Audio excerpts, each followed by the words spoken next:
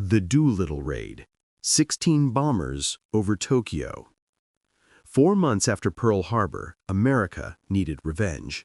They needed hope. They needed something impossible. So they decided to bomb Tokyo, launching fully loaded bombers from an aircraft carrier, a feat aviation experts said couldn't be done. 16 crews volunteered for a mission with no clear way home. This is the story of the Doolittle raid. 80 men who flew into history knowing they might never come back. Lieutenant Colonel James "Jimmy" Doolittle stood on the deck of the USS Hornet and stared at the B-25 Mitchell bomber in front of him. The aircraft was massive, wingspan 67 feet, length 54 feet, fully loaded weight over 31,000 pounds. And he was supposed to take off from a carrier deck that was only 467 feet long. It was April 18, 1942, and the United States was about to attempt something that had never been done before: launch twin-engine bombers from an aircraft carrier to bomb the Japanese homeland. To understand why this mission was necessary and why it was considered impossible, you need to understand America's situation in early 1942.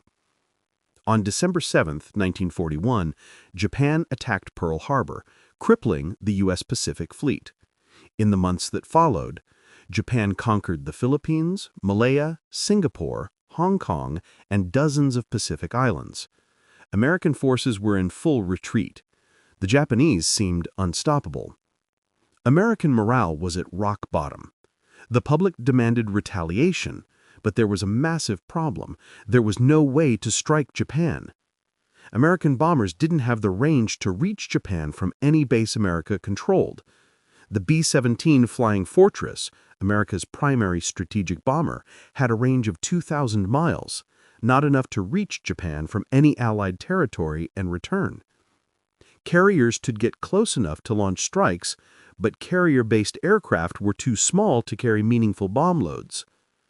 President Roosevelt needed a morale victory. He needed to prove to America and to Japan that the Japanese homeland was vulnerable.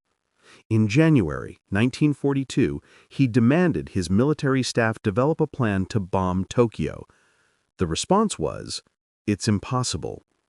That's when Captain Francis Lowe, a submariner assigned to Admiral King's staff, had a radical idea. What if they launched Army bombers from a Navy carrier? The idea seemed insane. Army bombers were huge compared to carrier aircraft. They'd never been designed for carrier operations. Taking off would be incredibly dangerous, and landing would be completely impossible. There was no way a B-25 could slow down enough to catch an arresting wire on a carrier deck. But Admiral King saw potential in the crazy idea. He called in the Navy's Bureau of Aeronautics and asked, theoretically, could a B-25 take off from a carrier? After calculations, the answer was maybe. If the carrier was steaming at full speed into a strong headwind, and if the bomber was stripped of all unnecessary weight, and if the pilot was exceptionally skilled, it might be possible. Taking off would be a one-way trip. The bombers would have to continue to China after bombing Japan and try to land at friendly airfields. It would be incredibly dangerous. Losses would be high. Admiral King approved the mission immediately. Now they needed pilots crazy enough to volunteer. Enter Lieutenant Colonel Jimmy Doolittle. Doolittle was a legend in aviation circles, a test pilot, racing champion, and the first pilot to perform an outside loop. He had a Ph.D. in aeronautics from MIT. He was 45 years old, technically too old for combat missions, but he'd been begging for a chance to fight. General Henry Hap Arnold, commanding the U.S. Army Air Forces, called Doolittle into his office and explained the mission. "Jimmy, we need someone to lead an air raid on Japan, launching from a carrier. No one's ever done it before. High probability you won't make it back. Interested?" Doolittle's response, "When do we start?" The plan was designated Special Aviation Project No. 1. Officially, it didn't exist. The crews would train in secret, and even they wouldn't know their target until they were at sea. Doolittle handpicked 24 B-25 crews from volunteer bomber squadrons. He told them only that the mission was extremely hazardous and would involve flying over Japanese-held territory. He didn't mention it would be Tokyo. Every volunteer signed up anyway. Training began at Eglin Field in Florida in March 1942. The crews practiced short takeoffs obsessively, trying to get a 31,000-pound bomber airborne in less than 500 feet. It required perfect technique, full flaps, full throttle, hold the brakes until the engine screamed, then release and pray. Many of the early attempts were failures. Bombers veered off the runway, engines stalled. One aircraft nearly crashed into the water during a practice run, but gradually the crews mastered the technique. Meanwhile, Navy engineers modified 16 B-25s for the mission, removed the lower gun turret, weight savings, installed extra fuel tanks in every available space, replaced the tail guns with painted broomsticks to fool Japanese fighters, installed special bomb shackles for modified ordnance, removed the radio, weight savings, and radio silence was essential. Each bomber would carry 4 bombs, mix of 500-pound demolition and incendiary bombs, not a massive payload, but enough to do serious damage if aimed correctly. On April 1, 1942, the 16 modified B-25s were loaded onto the USS Hornet in San Francisco Bay. The crews boarded the next day, and the carrier departed for the Pacific. The plan was simple in concept, terrifying in execution. The Hornet, escorted by the carrier USS Enterprise and supporting ships, would sail to within 400 miles of Japan. At dawn, the B-25s would launch and fly low-level to Tokyo and other Japanese cities. Crews would bomb military and industrial targets. Aircraft would continue west to China, land at friendly airfields, and crews would be evacuated. Simple, except for a dozen ways it could go catastrophically wrong. On April 13th, while the carrier task force was crossing the Pacific, Doolittle finally briefed the crews on their actual target, Tokyo. The reaction was stunned silence, then cheering. They were going to bomb the Japanese capital, the home of Emperor Hirohito, the symbolic heart of the Japanese Empire. Lieutenant Ted Lawson, pilot of aircraft number 7, Ruptured Duck, later wrote, "When Doolittle said Tokyo, the room erupted. We were going to hit them where they live. We were going to make them pay for Pearl Harbor." I don't think any of us fully processed how dangerous it was going to be. We were too excited. The task force continued west, maintaining radio silence, hoping to avoid Japanese detection until the last possible moment. But on the morning of April 18th, while still 650 miles from Japan, the task force encountered a Japanese picket boat, a small fishing vessel equipped with radio that was part of Japan's early warning network. The cruiser USS Nashville immediately opened fire, sinking the vessel. But the damage was done. The picket boat had transmitted a warning before being destroyed. Admiral William Halsey, commanding the task force, made a quick decision: launch the bombers immediately, even though they were 200 miles further from Japan than planned. If they waited to get closer, Japanese bombers would find the carriers. On the Hornet's deck, klaxons sounded. Army pilots, man your planes. The 80 crew members scrambled to their B-25s. Det crews pulled chocks and prepared for launch. The Hornet turned into the wind and accelerated to maximum speed, 30 knots. Combined with a 27-knot headwind, this gave the bombers a 57-knot headwind over the deck, crucial extra airspeed for takeoff. Doolittle's aircraft was first in line. He would lead the way, showing everyone else it could be done. At 0820 hours, Deck Officer Henry Miller gave the signal. Doolittle released the brakes, and his B-25 roared down the deck, engines screaming at full power. Every person on the carrier watched, breath held. If Doolittle crashed, the mission was over. The bomber reached the end of the deck and dropped, disappearing from view as it fell toward the ocean. For a horrifying moment, it looked like the aircraft would hit the water. Then it caught air, leveled out, and began climbing. Doolittle was airborne. The impossible had just become possible. Over the next hour, all 16 B-25s successfully launched from the Hornet. It was one of the most remarkable displays of naval aviation in history. Army bombers, never designed for carrier operations, launching from a pitching deck in rough seas. Not a single aircraft was lost during takeoff. The 16 bombers formed into loose groups and headed west toward Japan, flying barely 50 feet above the ocean to avoid radar detection. They had 650 miles to cover before reaching Tokyo. Inside Doolittle's aircraft, the mood was focused but tense. Navigator Lieutenant Henry Potter constantly checked their position. Bombardier Sergeant Fred Bramer prepared the bombs. Flight Engineer Sergeant Paul Leonard monitored fuel consumption. With the early launch, they were now 200 miles farther from China than planned. Fuel would be extremely tight. At 12:30 p.m., the Japanese coastline appeared on the horizon. They'd made it to Japan undetected. The 16 bombers split up, heading to their assigned targets across Tokyo, Yokohama, Osaka, Kobe, and Nagoya. Doolittle's aircraft headed for military targets in northern Tokyo. As they approached the city, they climbed to 1,500 feet, high enough to bomb accurately, low enough to avoid most anti-aircraft fire, or so they hoped. What happened next shocked the American crews. There was almost no reaction from the Japanese defenses. Air raid sirens weren't sounding. Anti-aircraft guns weren't firing. Japanese civilians were standing in the streets, pointing at the strange aircraft overhead. The Japanese home defense system had been told American bombers were coming from the sea, from the picket boat warning, but they'd calculated that American carrier aircraft didn't have the range to reach Tokyo yet.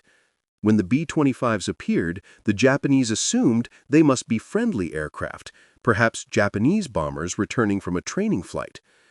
By the time Japanese air defense realized these were American bombers, it was too late. Doolittle's bombardier opened the bomb bay doors and released 4 500-pound incendiary bombs on military targets below. The bombs fell, struck, and exploded in massive fireballs. Tokyo was being bombed for the first time in history. Across the city, the other B-25s dropped their ordnance on munitions factories, oil storage facilities, power plants, and military installations. Some bombs hit their targets precisely, others missed, striking residential areas. Lieutenant Lawson's aircraft dropped bombs on industrial targets in South Tokyo, then turned toward the ocean. As they flew over Tokyo Bay, Japanese fighters finally scrambled, A-6M fighters climbing to intercept. But the B-25s were already at low altitude and maximum speed. The Zeros, designed for high-altitude interception, struggled to catch the low-flying bombers. A few Japanese fighters managed to attack. Gunner Sergeant David Thatcher on Lawson's aircraft fired back with the top turret guns, claiming hits on 1-0. Other B-25s reported fighter attacks, but the Japanese were too late. The bombers escaped across the coast and headed toward China. The raid lasted approximately 30 minutes. Not a single B-25 was shot down over Japan. But now came the hard part. Flying 1,000+ miles to China with barely enough fuel in rapidly deteriorating weather. Doolittle's aircraft flew southwest across the East China Sea, climbing to altitude to conserve fuel. Behind them, smoke rose from burning Tokyo, visible for over an hour before fading into the distance. As afternoon turned to evening, the weather worsened. Rain squalls reduced visibility. Headwinds increased, burning precious fuel. The crews realized they might not have enough fuel to reach the planned landing fields. At 1900 hours, as darkness fell, Doolittle radioed his crew. "We're not going to make the airfield. Prepare to bail out." The crew members looked at each other. They were over Japanese-occupied China in a thunderstorm in total darkness. Bailing out could mean landing in enemy territory, getting captured, or landing in the mountains and dying from exposure. But there was no choice. The fuel gauges were touching empty. At 7:30 p.m., Doolittle ordered, "Bail out, bail out." The 5 crew members jumped into the black, stormy night, trusting their parachutes and luck. Doolittle was the last to jump. He pulled the ripcord, felt the chute open, and then hit the ground hard less than 30 seconds later. He jumped at extremely low altitude. He'd landed in a rice paddy, soaked and disoriented, but alive. Over the next hours, he found his crew. Miraculously, all 5 had survived the bailout. Across China, similar scenes played out. Of the 16 bombers, 15 crews bailed out over China. 1 aircraft landed in the Soviet Union, where the crew was interned. 0 aircraft made it to friendly airfields. All ran out of fuel short of their destinations. Of the 80 crew members, 69 survived and eventually made it back to American lines. 8 were captured by Japanese forces. 3 died in crash landings or bailouts. The 8 captured airmen were treated brutally by the Japanese. 3 were executed immediately. A 4th died from disease and mistreatment. The remaining 4 survived Japanese POW camps and were liberated at war end. Lieutenant Lawson's crew crashed in the ocean off the Chinese coast. Lawson lost his leg from injuries. Bombardier Sergeant Davenport died from his injuries. The other 3 survived with help from Chinese guerrillas. Despite the heavy losses, the Doolittle raid was considered an overwhelming success, not because of the physical damage, which was minimal in the grand scheme, but because of the psychological impact. For America, the raid was exactly what Roosevelt had hoped for, proof that America could strike back.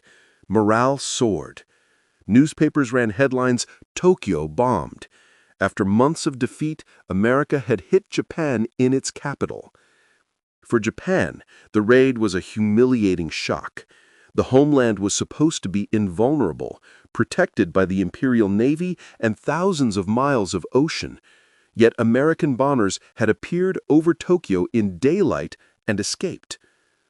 The Japanese military command was furious and embarrassed. They immediately began planning a major naval operation to extend Japan's defensive perimeter and destroy American carriers.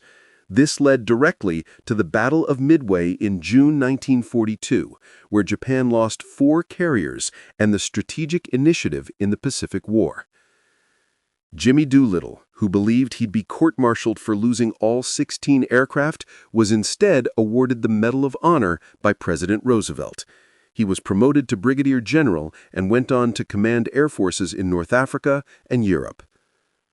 The Doolittle Raiders, as they became known, were treated as heroes, but they didn't see themselves that way.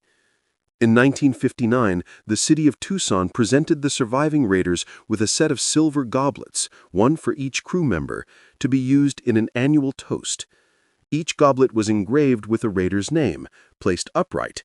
When a raider died, his goblet would be turned upside down. Every year, the surviving raiders gathered for a reunion and toasted their fallen comrades. As the years passed, more and more goblets were turned upside down. The last public reunion was held in 2013, when only 4 raiders remained alive. Lieutenant Colonel Richard E. Cole, Doolittle's co-pilot, was the last surviving raider. He died in 2019 at the age of 103. At his funeral, the final goblet was turned upside down. The Doolittle raid lasted 30 minutes over Tokyo, but its impact echoed through the entire Pacific War and beyond. It proved that American forces could strike back after Pearl Harbor. It forced Japan to divert resources to homeland defense. It led to the Battle of Midway, and it gave America something it desperately needed in early 1942: hope. 80 men flew into history knowing they might never come back. 71 made it home. They'd done the impossible, launched bombers from a carrier, bombed Tokyo, and proved that America wasn't defeated. In Jimmy Doolittle's after-action report, he wrote, "The psychological effect of the raid on the American people and on the Japanese cannot be overestimated. It was worth every aircraft lost." History proved him right.